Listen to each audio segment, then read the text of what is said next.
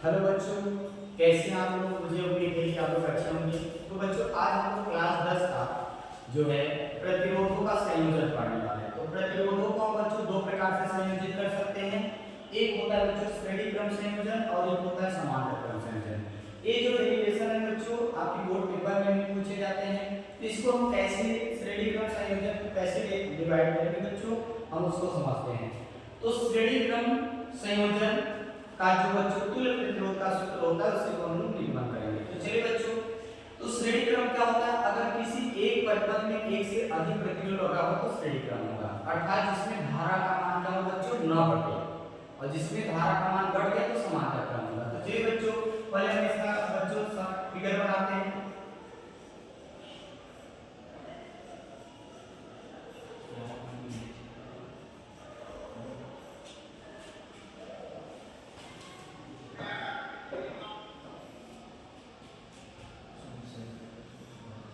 चलिए, तो पहले प्रतिरोध का नाम बच्चों R1 दे देते हैं, दूसरे प्रतिरोध का नाम R2 और तीसरे प्रतिरोध का R3।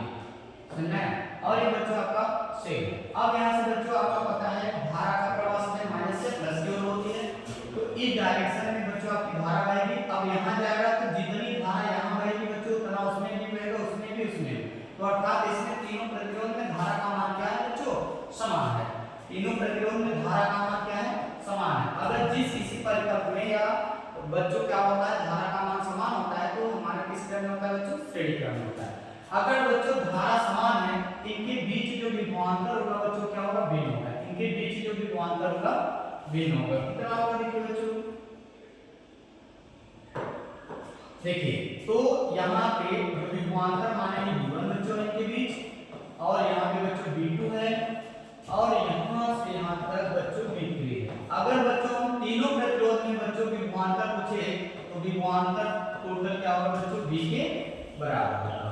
क्लियर, इतना समझे। मैंने तीन प्रतिरोध ले लिए R1 R2 R3, जिसमें कौन सी धारा आ रही है बच्चों, I धारा आ रही है। और R1 में उत्पन्न प्रतिरोध बच्चों विभवांतर V1, R2 प्रतिरोध में उत्पन्न विभवांतर V2 और R3 प्रतिरोध में उत्पन्न विभवांतर। क्योंकि बच्चों श्रेणी क्रम में धारा का मान क्या होता है, समान होता है, और बच्चों आपका जो विभवांतर होता है भिन्न भिन्न होता है। क्लियर। तो चलिए देखिए, हम यहाँ पे करते हैं बच्चों, लिख सकते हैं कि माना तीन प्रतिरोध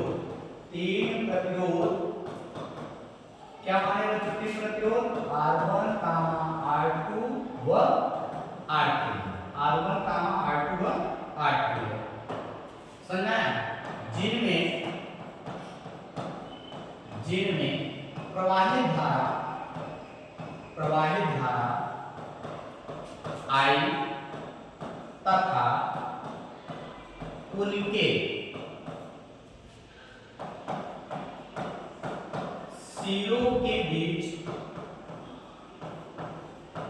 उत्पन्न विभवांतर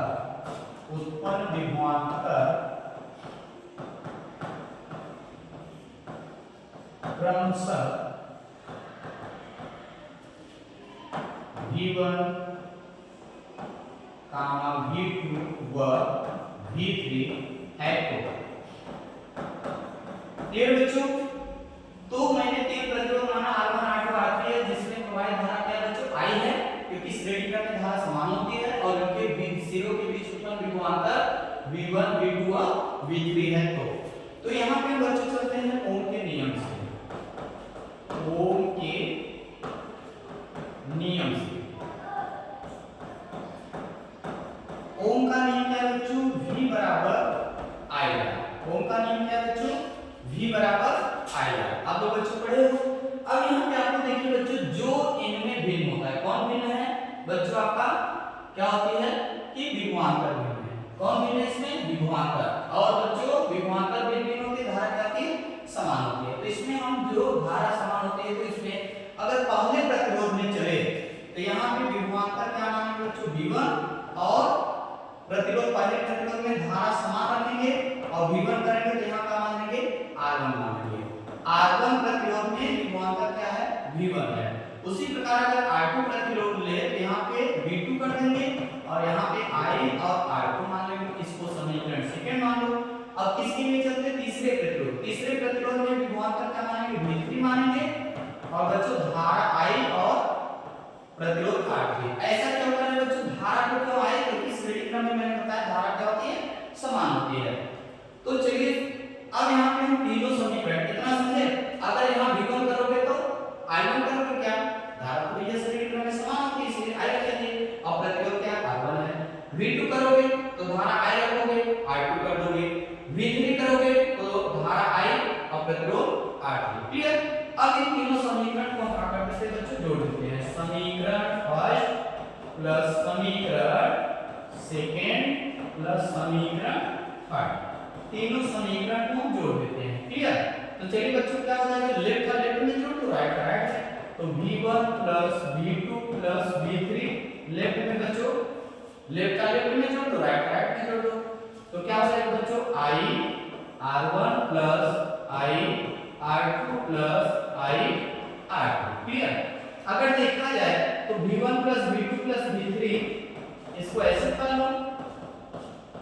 अब यहाँ देखा जाए तो i सब में कॉमन है, तो i कॉमन कर लेंगे, क्या हो जाएगा r1 plus r2 plus r3। Clear. r1 plus r2 plus r3। अगर बच्चों समकोण परिपथ की बात करें, समकोण परिपथ में उत्पन्न विभवांतर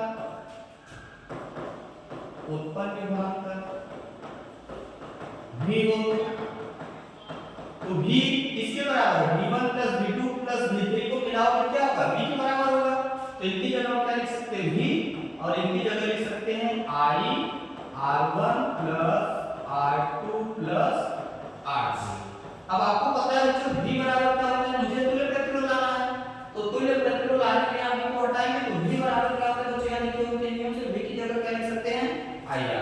तो v की जगह बच्चों क्या लिखेंगे, ir, और यहाँ i, और यहाँ पे बच्चों r1 plus r2 plus r3। अब बच्चों आपका i से i कट गया। क्लियर। तो क्या बचा, r बराबर r1 plus r2 plus r3। ये हमारा बच्चों हो गया आपका प्रतिरोधों का तुल्य प्रतिरोध, प्रतिरोधों का तुल्य प्रतिरोध किस क्रम में बच्चों, श्रेणी क्रम में। क्लियर।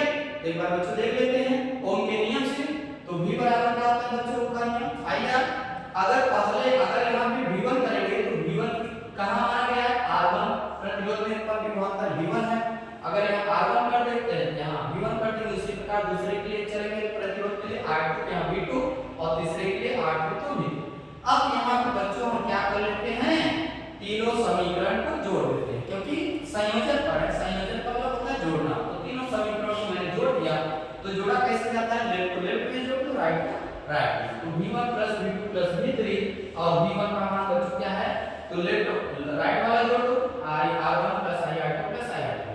अगर देखा जाए तो बच्चों यहाँ पे तीनों में i कॉमन है, मैंने i कॉमन कर लिया, तो r1 plus r2 plus r3 बचा, और v1 प्लस v2 प्लस।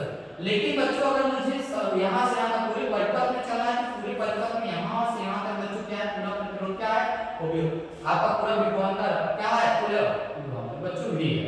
तो v1 plus v2 plus v3 की जगह क्या लिख सकते हैं, v लिख सकते हैं। फिगर में आप देख रहे हो, तो यहाँ इसकी जगह v लिख दिए, और i और ये है। अब बच्चों यहाँ क्या मिला, v के बराबर मिला, लेकिन मुझे क्या निकालना, तुल्य प्रतिरोध निकालना, माने r के बराबर निकालना। तो v को हम क्या लिख सकते हैं, ir। तो i से i कैंसिल, यहाँ देख लो बच्चों v की जगह क्या लिख सकते हैं, ir। तो i से i कैंसिल, r बराबर क्या बचा, r1 plus r2 plus r3।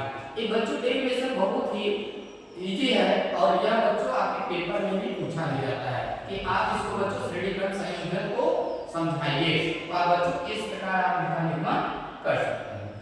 Okay, आज के लिए बच्चों इतना ही।